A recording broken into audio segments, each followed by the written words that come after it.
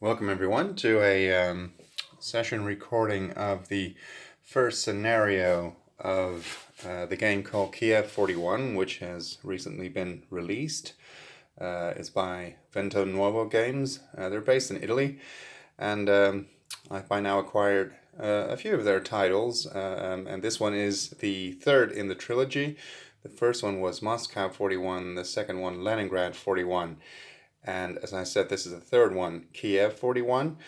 Well, they all deal with the theme of Barbarossa, very familiar theme in wargaming, obviously. And even though all three games use the same system, they still, they're still different enough. I like to compare it to a tactical war game where you simply use the same system but different maps, and in a way, this game is like that as well.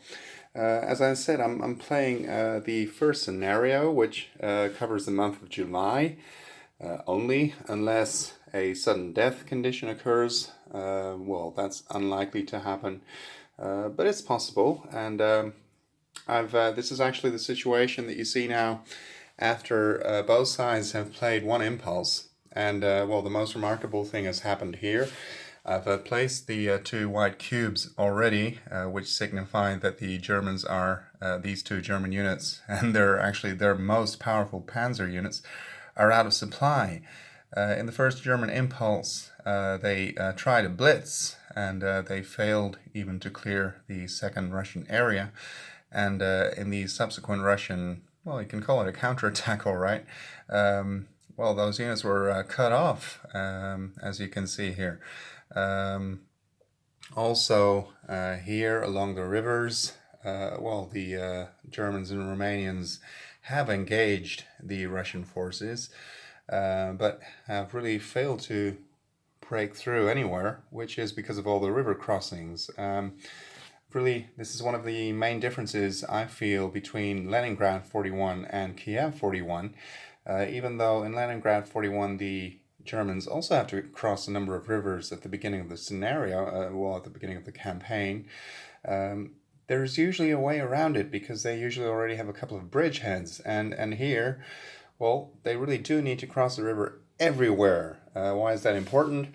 Well, if at least one unit engages enemy forces in an area and does not cross the river, well, you do not suffer from the limitations of a river attack, which is mostly that each block, no matter what its strength, only rolls one die. The objective of this scenario is to conquer either Kiev, which is here in the north with the victory flag, or Odessa, which you can see here, or I'll try my best, Dnepropetrovsk. I'm not sure if you pronounce it like that, but it's my best guess. So basically, those are the objectives for the Axis, and as you can see, they certainly haven't gotten off to a good start.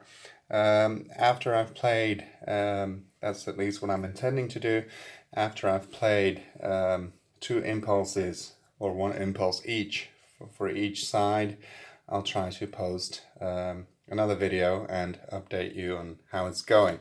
In all fairness, this is the first time I've put the game on the table. I have quite some experience with Leningrad 41, which, as I said, is the same system.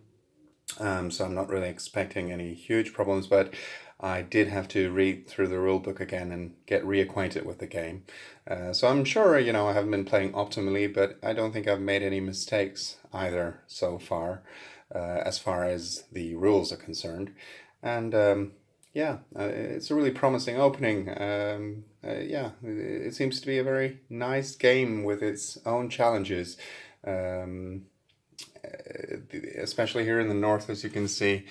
The Russian forces are really powerful, and the Germans really, took on a bit more than they can chew, and this is what happened. So let's see how the game progresses. Thank you for watching.